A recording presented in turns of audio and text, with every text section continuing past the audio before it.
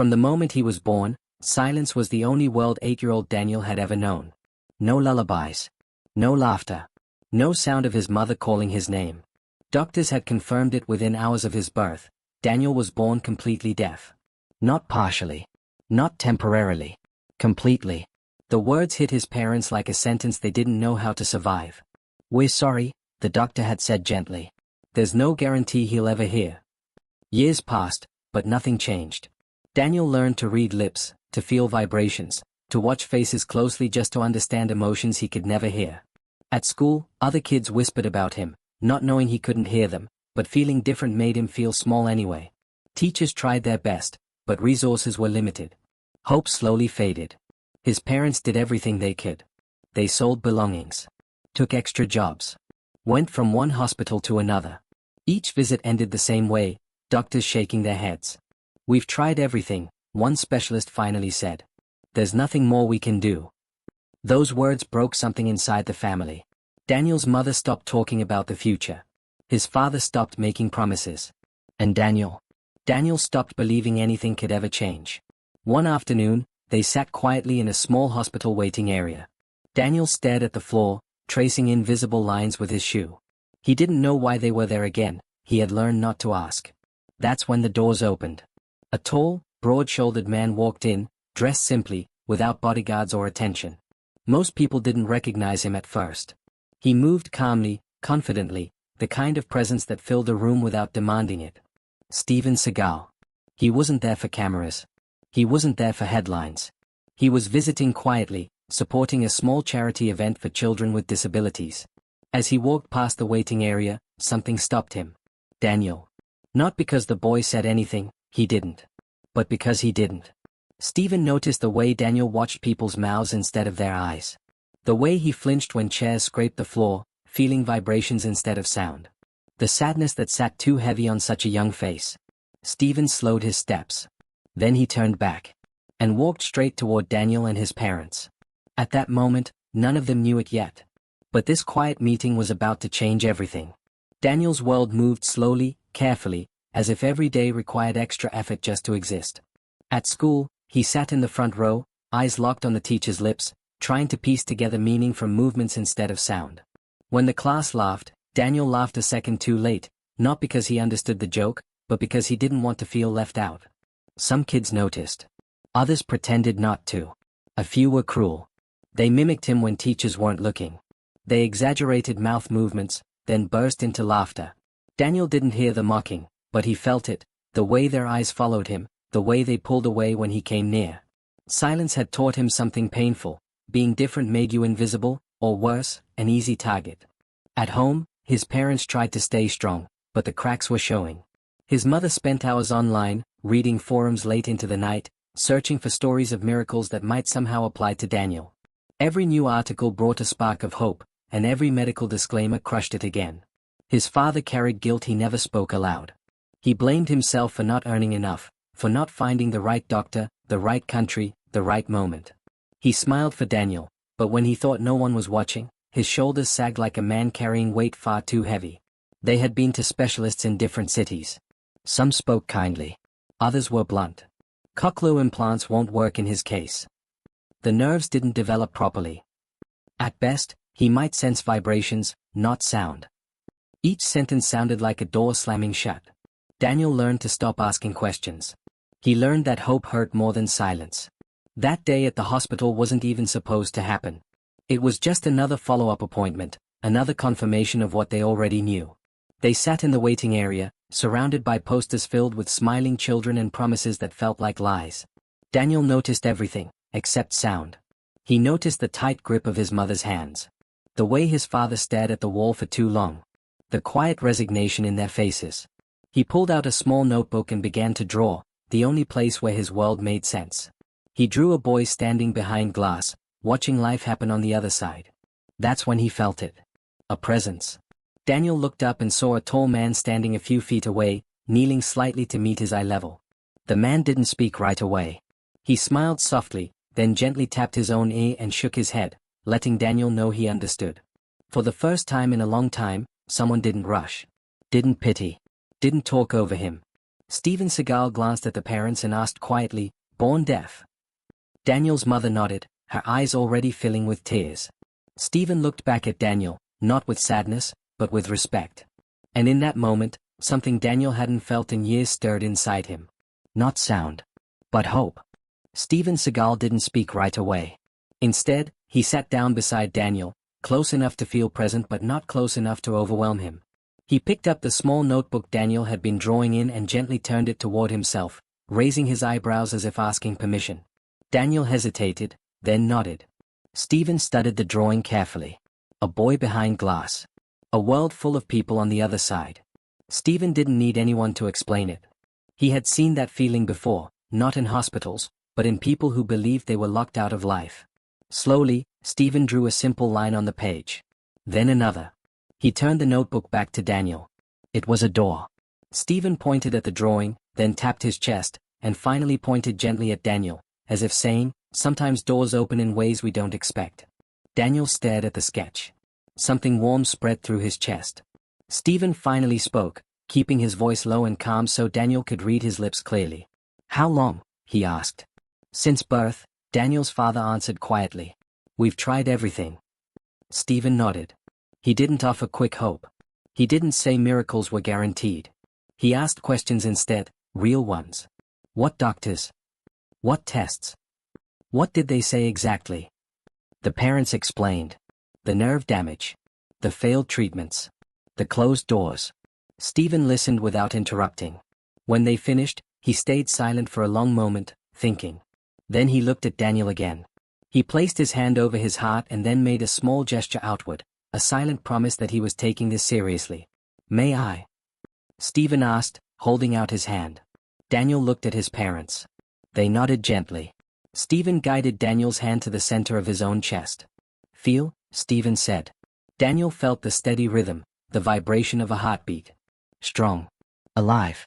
Steven then gently tapped the table, then the wall, then the floor, showing Daniel how vibration carried information even without sound. "I know you feel the world differently," Steven said slowly. "That doesn't mean it's broken." Daniel's eyes widened. No one had ever said that to him before. Steven turned to the parents. "I can't promise anything," he said honestly. "But I know people. Specialists. Technology most hospitals don't talk about." Hope tried to rise, and the parents immediately pushed it down, afraid to be hurt again. Steven noticed. "That look," he said gently. "I've seen it before. When people are tired of hoping." He pulled a small card from his jacket and placed it on the table. "Don't decide today," he continued. "But if you want to try one more time, call this number." Daniel stared at the card. It wasn't a miracle. It wasn't a cure. But for the first time, it was a door that didn't look completely closed. Engagement moment. If you believe one kind moment can change a life, comment "believe" below. The number on the card sat on the kitchen table for 3 days. Daniel's parents walked past it dozens of times, pretending not to see it. Hope had hurt them too many times before. Every doctor visit, every expensive consultation, every whispered maybe had ended the same way, disappointment. "What if it's nothing?" Daniel's father finally said one night. "What if we're setting him up to be hurt again?" Daniel didn't hear the words, but he saw the tension. He saw the way his parents argued quietly, the way his mother wiped tears when she thought no one was watching. On the 4th day, she picked up the card. The call led to another call. Then a video meeting. Then an invitation to meet specialists who worked outside traditional hospital systems, people who focused on experimental auditory pathways, nerve stimulation, and advanced assistive technology. Still, the warnings came quickly. These cases almost never work. Success rates are extremely low. You need to prepare for disappointment. The meeting room felt heavy as the doctors explained charts and scans. Daniel sat beside his parents, watching lips move, feeling the weight of words he couldn't hear but somehow understood. Steven Seagal sat across from them, calm and focused. One specialist finally said it out loud. "Realistically, there is no hope." Silence filled the room.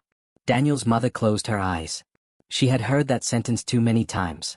Steven leaned forward slightly. "Then why do you do this work?" he asked.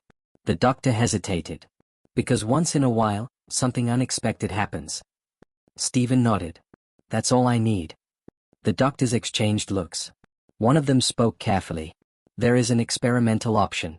It's not approved everywhere. It's expensive. And it may fail. Daniel's father shook his head slowly. We don't have that kind of money. Stephen didn't hesitate. That's not your concern. The room went quiet again. Stephen turned to Daniel and spoke slowly, clearly, making sure he could read his lips. This will be your choice, he said. No pressure. No promises. Daniel looked at his parents. Then at Stephen. He placed his hand over his heart, the same place Stephen had shown him before, and nodded. The doctors prepared paperwork, consent forms, long explanations of risks and low expectations. They reminded the family again and again. This is not a miracle cure. This may change nothing. This could fail. Stephen listened to every word. Then, as everyone stood to leave, he reached into his bag. The doctors paused. Stephen pulled out something small, carefully wrapped, something no one in the room expected. The specialists leaned forward. Daniel's parents froze. And the room held its breath. Because whatever Seagal had just pulled out was about to change everything. Stephen slowly unwrapped the item in his hands. It wasn't flashy. It wasn't dramatic. At first glance, it looked like a compact medical device, sleek, unfamiliar, and far more advanced than anything Daniel's parents had ever seen before. One of the specialists stood up abruptly. Where did you get that? Stephen's voice was calm. A private research group. They don't advertise. They don't promise miracles either. The room filled with tension. This prototype isn't available to the public, another doctor said carefully. Only a handful exist. Stephen nodded. That's why I'm here. Daniel's parents looked confused, overwhelmed, afraid to hope. They had been crushed by hope before. What is it? Daniel's mother asked, her voice barely holding together. The specialist took a deep breath. It's a neural auditory interface. It doesn't just amplify sound. It attempts to stimulate dormant auditory pathways directly. But you said, Daniel's father began. I said the chances were low, the doctor interrupted. Not zero. Daniel watched their faces closely, trying to understand the gravity of the moment. He saw fear, and something else. Excitement. Stephen knelt in front of him. You remember the door you drew? Stephen asked gently. Daniel nodded. This, Stephen said, holding up the device, is not a key. It's just a knock. Stephen looked Daniel straight in the eyes. You don't owe anyone success, he continued. If this doesn't work, you are still whole. Still strong. No one in Daniel's life had ever spoken to him like that, without pity, without pressure. The room went quiet. Finally, Daniel reached out and touched the device. He felt its smooth surface vibrate faintly, almost like a heartbeat. He looked at his parents. His mother's eyes filled with tears as she nodded. His father swallowed hard, then nodded too. The doctors began preparing the equipment. Sensors were attached carefully. The device was positioned with extreme precision. Every movement was deliberate, cautious, respectful. This is the moment we stop, the lead specialist said. If at any point you feel uncomfortable, we end it. Daniel gave a small thumbs up. Stephen stepped back but stayed close. The device powered on. A soft hum filled the room, not sound Daniel could hear, but vibration he could feel deep inside his bones. The specialist adjusted a setting. Then suddenly, Daniel's eyes widened. His fingers twitched. His breathing changed. Daniel, his mother whispered. Daniel looked around, confused, emotional, overwhelmed. Tears welled up in his eyes, not from pain, but from something unfamiliar. He placed his hand on his chest, then slowly raised one finger. Everyone leaned forward. Because Daniel wasn't reacting to vibration anymore. He was reacting to something new. Something impossible. Something that no one in that room was prepared for. For a moment, the room was silent. Every eye fixed on Daniel. Every breath held. Then, almost imperceptibly, Daniel's lips trembled. He opened his mouth slowly, forming a sound no one had ever heard from him before, a soft, hesitant vowel. The specialists froze. The parents gasped. Steven Seagal's calm demeanor never faltered, but a faint smile touched his lips. Dad. Mom? Daniel's voice came out weak, barely audible, but unmistakable. His parents rushed forward, wrapping him in a hug that spoke of years of heartache, frustration, and silent suffering.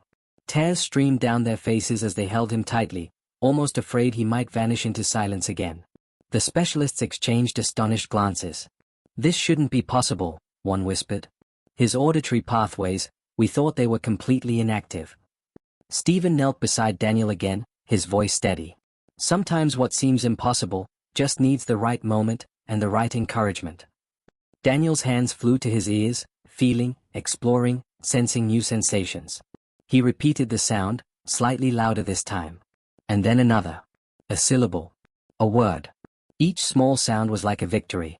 Every sound carried years of suppressed emotion, of dreams trapped behind silence. The parents couldn't stop crying. Daniel's mother pressed her cheek to his, feeling the warmth of life that words had finally returned to convey. "You hear him?" she whispered, her voice shaking. Stephen nodded, placing a hand gently on Daniel's shoulder. Not completely yet. But his hearing enough to start connecting. Daniel tried again, this time forming a simple word he had seen written over and over, "Mom." The room erupted. Not in chaos, but in awe. People who had doubted him, who had resigned to the inevitable, were witnessing a transformation they could barely comprehend.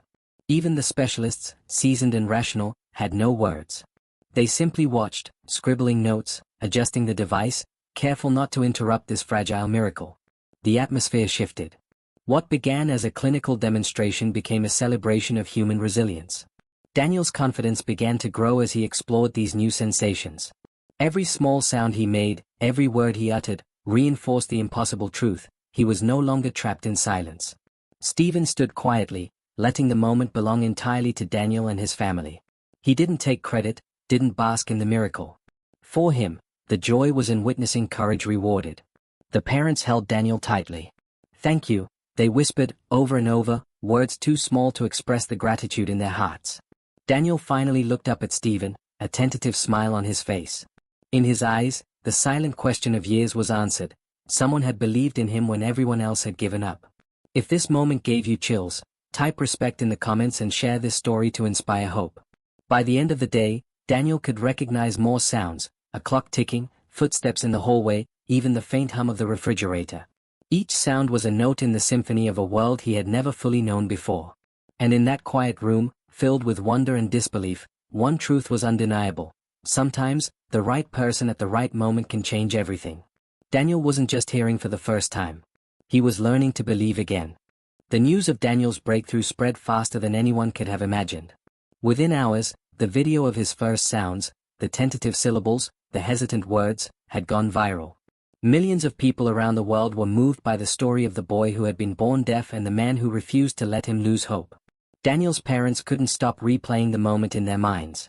They had lived years in the shadow of despair, each day a battle with quiet frustration, each night haunted by the fear that their child would never truly experience the world.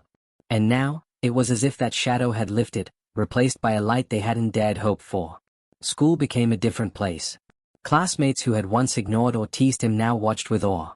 Teachers adapted lessons to his new abilities, celebrating every sound he managed to produce. And Daniel himself? He approached each day with a newfound curiosity, a determination to explore this world that had seemed forever out of reach. Seagal stayed quietly involved, checking in occasionally to see Daniel's progress. But he never sought the spotlight, never posed for photos, never let the moment become about him. For him, the reward was simple: witnessing the power of hope, courage, and persistence. "I didn't do this alone," Daniel said during a small interview, signing and speaking slowly. "There were many people helping me, but someone believed I could try one more time." That someone, of course, was Stephen.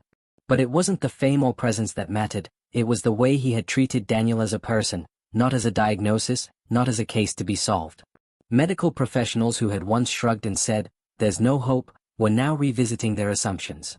The prototype device, paired with Daniel's courage and the right encouragement, was a testament to what could happen when technology, empathy, and persistence converged.